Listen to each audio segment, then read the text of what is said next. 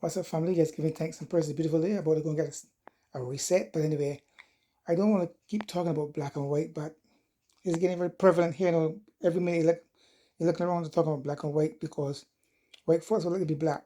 They like to go in the sun and get a good time because they don't like black people, but they want to be black.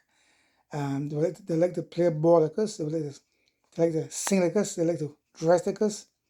They would like to be a spirit, but it's not in their DNA, so they can't do it. Anyway, folks, this white guy here. He break it down very simple for you to show exactly why and how they would like to be black, but it's not going to work because it's not in their DNA. And don't forget, they are created. They are created. They are a species being. They are spliced into being white. They're not really pure humans. Anyway, that's a whole different video, folks. Subscribe, share, like, leave a comment on the video. I love you guys. Hang on. Check the video out. Hey racists, let's talk. Racists are obsessed with having authority over Black Indigenous Americans, but they can't handle their nervous system quite yet, so they haven't done the complete overhaul that they wanted to. They will assert aggressive yet lackluster dominance in the moment, but the second they receive that dominant energy back, they just can't handle it. They start shaking like a tree. Fluent speech, incoherent or irrelevant resolve, just to maintain control, or look like they have dominance over the situation. Their adrenal glands are just on fucking fire. Some of them even pass out because they can't handle it. Even in those recent fishing videos where Black people can't even fish in peace, they just think that they have the authority over the entire world. Even in public places, they believe that they have the authority to tell people what they can and cannot do, which is fucking crazy. You want me to honestly believe that they did not try to colonize every single piece of land? They can't stop thinking they have authority over everything. All of this hate when you could just give Black Indigenous Americans their land back and admit that you're fucking obsessed with everything they do. Everything! Sorry for the delay, let's get right back into it. This week we're going to talk about how corporate America used their obsession as a weapon. Corporate America displayed their obsessions by creating intentional rules and regulations to limit Black people's expression in their offices. These rules were put in place to disable the natural security and posture of Black people's power, displayed with the endless creative styles and flexibility achievable with their natural hair. Forced Black women to adopt unnatural hairstyles or Eurocentric hairstyles, all to shrink and humble them. Imagine trying to dominate or shrink an area that Black women naturally dominate. I don't understand that. Black men, too, were also forced to cut their hair as well in unnatural hairstyles that make absolutely no sense in an effort to shrink their masculinity or to shrink the power that they have in the office. The obsession and the weaponization of Black people's hair is truly immature. To attack people for simply existing speaks to your inferiority, honestly. So True that. in this segment, to all you privileged, delusional people, I'm going to stare right into the camera. All of this hate when you could just admit that you're obsessed. Now it's time to talk about the men that can't seem to take their hands off the children. And out of respect for all of the victims like myself, that's all I'll say about that. If you know, you know. As we discussed with Black women's hair, Black men's hair too bears a very odd obsession. I'm sure you've noticed at all of the various college campuses and high schools that the sudden straight hair kids now are obsessed with curly hair and a fade. A clear indicator of replicating what they see, which is simply theft. Privileged women have a tendency to hold space for such hatred within their gifts, and privileged men will unapologetically steal from a Black man, no problem. Which actually brings me to the obsession of Black man's masculinity. Privileged men are obsessed with Black men's masculinity. They obsess over the ability of the Black man to shine in any circumstance. Even at the hands of the abusers, the police. Privileged men would more than likely cross-dress before they could ever fully exude the levels of godlike masculinity that Black men naturally have. Privileged people hide their obsessions behind hatred, when they could just admit they're obsessed with Black people. You've all waited for it, and now here it is. Obsessions, a series. Let's kick it off right away. Here's one way the welfare Olympians are obsessed with Black Americans. White women are too obsessed with everyone's hair but their own. They are obsessed with different braid styles, sew-ins, and even claiming a recent stake of ownership in lace-front wigs. They have so much to say, but can't back it up because of their ego. And because they are so in their ego, they are too afraid to admit that they're obsessed with any and every style that Black women do. They use obsessive and demeaning and unnecessary comments like, "Is it real?" or "Is it all yours?" Insane entitlement, thinking that you can just touch a Black woman's hair, being super confused when they say no. They even laugh about it when they are told no because they are that obsessed and think that they are that entitled to touch a black woman's hair. They literally think it's a God-given right. They demand to touch it. They will search to the very ends of their Mary Poppins bag to find a comment to say, I promise you. White women and men do not have creative motivation. So when they see black people have creative motivation, they become obsessed with the ideas that they see. They aren't able to breed creativity, so they become obsessed with the creative expression that they choose not to have. In simple terms, it's laziness. They are so mad and obsessed that they're now getting laws created to limit black creative expression. All of this hate when they could just admit that they're obsessed. What's tea, racist? Let's talk. Racists are obsessed with staring at black indigenous Americans at every turn. You think that they're invisible, like their gaze doesn't carry history. But that look? That is the psychic residue of centuries of unpunished surveillance. From auction blocks to plantation porches, from boarding schools, and yes, even broken police body cams. Whiteness operates like a haunted algorithm. They are programmed to stare, to scan, to surveil. Because if they're not looking at you, they might have to look at themselves and see the rot. And when you catch them staring, they suddenly pretend like they're going to tell you the color of the sky. This is envy disguised as caution, literally directing their head up to the sky as if they're having a conversation with God. This isn't just social awkwardness. This is fear posing as curiosity. This is the welfare Olympians putting their spiritual poverty on display in the presence of black indigenous brilliance. They look because they lack. They watch because they want. They fixate because deep down, they know. They know that they are guests in a world built by the very people they stare at like exhibits. So the next time one of them locks eyes on you like they're mapping your aura for resale, stare back. Smile. You're not being studied. You're being reminded of your power. And they can't stand it. Racist! You know what time it is. Let's talk. Question, why is it that when black Americans are parked in a wide open lot, total freedom, no one around, complete isolation, that a pale chariot comes around carrying Little Red Riding Hood, who just got lost on the way to Grandma's house, pulling up right next to them? It's not just weird.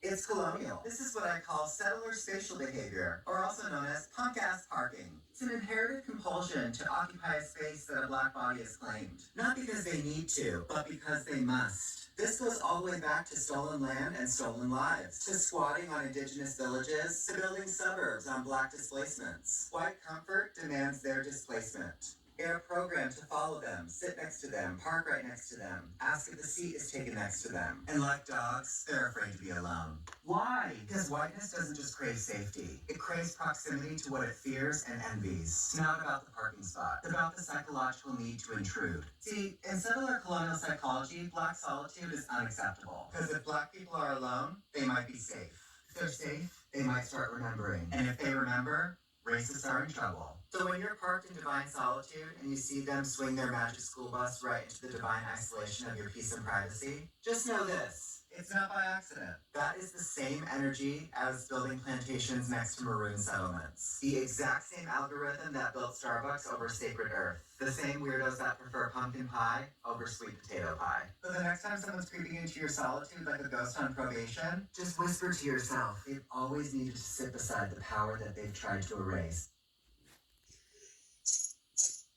Help me make some sense out of this, you guys.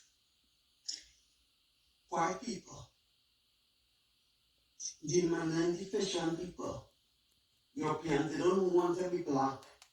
However, whenever you find a reason why they are not black, they tend to get upset and call you racist and all sorts of things.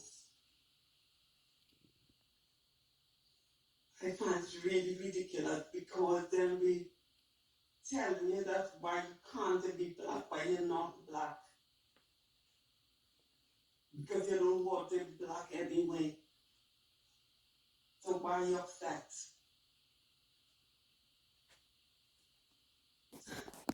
It's either you want to be or you don't want to be. But you're not. Because black people are not mixed with any animal, with any monkeys or anything. But you are. So you are the one who are partially human, I suppose, because you do have you don't have 100% human DNA. It's not that I don't love white people, you know, but I think the illusion, we need to get rid of the delusion of grandeur or the illusion that is supreme. You are not. And it's time that you reach to that conclusion that you are not supreme, you are not 100% human. You have tricked the 100% human into thinking that they are partially human. But you are the ones that are not human. You are the savages. And that's why it's easy for you to abuse young children, abuse each other because you are savages. Because it is not that ordinary for us, for black people to abuse little kids and the disrespect to the elder. Okay, family, you heard it before. You know the deal. That they are not human. Like I said, I have nothing against my white family. I have white family, white friends, but hey, it's not for them. It's for the white racist ones that think that they're better off than you because they have the white complexion. But they don't. They're not better off than you. They think that in their mind, but they're not, because if you're the original and they're the copy, no comparison. Anyway, folks, listen, I'm going to get a reset because I'm a little tired. So subscribe, share, like, leave a comment. Be yourself. Be the best that you can be. Until then, I'm already a piece of lots of love. Okay, I had to drop this last slip in here. This is the last slip.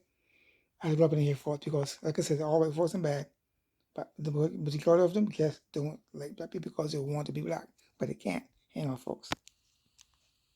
Not come off as offensive to anybody, because I mean this with the utmost love and respect from the bottom of my whole entire heart. But when a black woman calls me baby, there is so much. What kind of magic are you putting in there? Because that shit is harder than crack. Every single time, every encounter in my life that I have had with a black woman where she calls me baby, I have never felt more loved and supported in my entire life. Because we are the parents and you are the children. That's why. Because we are the parents of you and you are the children. I will go to the ends of the earth for that woman. Okay? Ride or die. Because it may have just been a very quick one-time encounter for her. But for me, you don't understand. We're like this. How call me, beat me if you gotta reach me, because I will do whatever. How can I be of service? So lately, I've been seeing a lot of these videos saying like, "Oh, when a 6'5" dreadhead named Tyrone just slumped my buddy, whatever, then my 40 jammed." Pretty much saying that no matter what, he's not going to be scared of a black person, and he's not going to back. We don't want you to be. Understand? Black people don't want you to be scared of us. No. And I hear this a lot. You have an internalized fear of us. Yes, they do. And don't get me wrong, physically I'm not a small dude. I'm like 240 pounds, extremely muscular. And constantly I hear people say, "You think I'm scared of you because you're black?" No, you should be scared because I'm about to kick you down a flight of stairs. But for me, the obsession with brown-skinned people, if I'm Caucasians, it's weird. Because dark-skinned people don't fantasize about Caucasians or hurting them. No, we don't. We don't. No, we don't have time for that. Collective, we don't. It's a waste of energy. It's never been a thing. That's why in 150 years, yeah. Black folks did not get together and say, "Hey, let's make a hate group dedicating to hurting Caucasians." But Caucasians have done this multiple times. Yep. And for me, it's not just simple hate, it's obsession. I really believe it's obsession. Even though in times of slavery, our unique attributes always been in question, including our physical makeup, our color, our strength, our physical abilities, and also how can they obtain and or do the exact same thing that way. They can't. They can't. This is what a narrative of "you're only here to entertain us" has been spun so hard, while also copying everything that we do. Hating us while being obsessed with us is wild. Pick a struggle.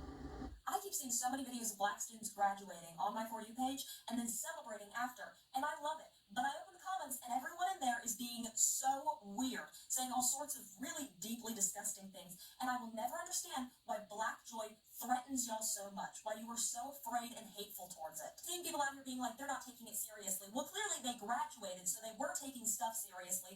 Allow them to be a little excited about their achievements, okay? I don't think that's that crazy. And also people being like, oh my gosh, this is why they don't achieve anything else. Black women are among the most educated in our country right now. So Okay? true. And the hardest working, if you look So at that. true. So I don't really think it's y'all's place to go out here and insult them for being excited about achieving things that a lot of other people in this country can't right now. They're not harming anyone. They're not even really disrupting anything because everyone else in the video is smiling and laughing too.